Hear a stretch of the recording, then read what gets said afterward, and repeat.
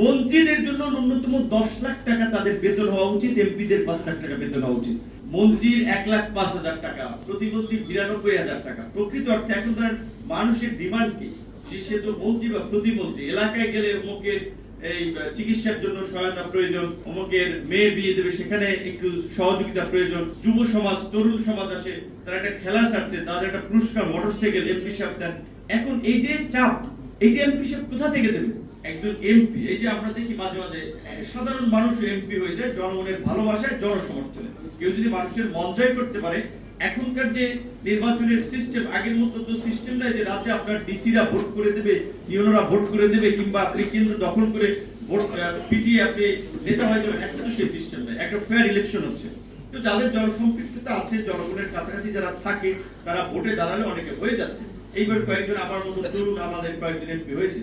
এখন আমার ওই রুট লেভেলের কনস্টিটিউয়েন্সিতে যাওয়ার জন্য আমার একটা ভালো বাহন দরকার, কারণ রাস্তাঘাটের একটা অবস্থা।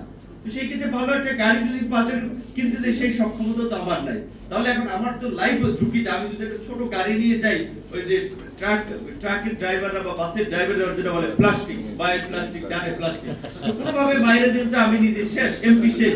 এটা আমার কথা বললাম, এইখানে আমি তো মন্ত্রী যাই হোক, তারপরে একটা গাড়ি পাচ্ছি, কিন্তু আমি বলছি যে এমপিদেরকেও তাহলে সরকারের 5 বছরে একটা গাড়ি প্রোভাইড করতে হবে। যতদিন সে এমপি থাকবে ততদিন সেই গাড়ি ব্যবহার করবে। সরকারি আপনার সচিবদের মতো, অন্যান্য অফিসারদের মতো, এমপি নাই সে গাড়ি জমা দিয়ে যাবে পরিবহন পুলে, কিন্তু একটা গাড়ি থাকা দরকার।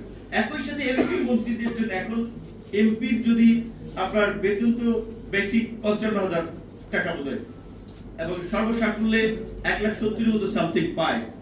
মন্ত্রীর 1,05,000 টাকা, প্রতিমন্ত্রীর 92,000 টাকা। প্রকৃত অর্থে এখন তার মানুষের ডিমান্ড কি?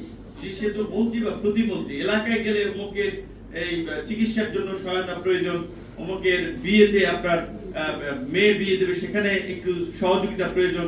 যুব সমাজ, তরুণ সমাজ আসে, তারা একটা খেলা ছাড়ছে, তাদের একটা পুরস্কার মোটরসাইকেল এমপি সাহেব দেন। এখন এই যে চাপ, এইটা এমপি সাহেব কোথা থেকে দেবে? এইটা দেওয়ার জন্য যাদের টাকা পয়সা আছে, জমিদার ছাড়া বাকিদের পক্ষে সম্ভব না। এইটা দিতে হলে তাহলে 9 এইখানে তো ওইখানে, এইখানে তো ওইখানে করা যায়। সেই কারণে আমরা মনে করি যে ওই আপনি মালয়েশিয়া এবং এই সিঙ্গাপুরের উদাহরণ দিই, তাহলে এখানেও এমপি মন্ত্রীরা, আমি মনে করি এটা আমার জন্য, আমি এখন এমপি প্রতিমন্ত্রী আছি, পরের টার্মে তো নাও থাকতে পারি।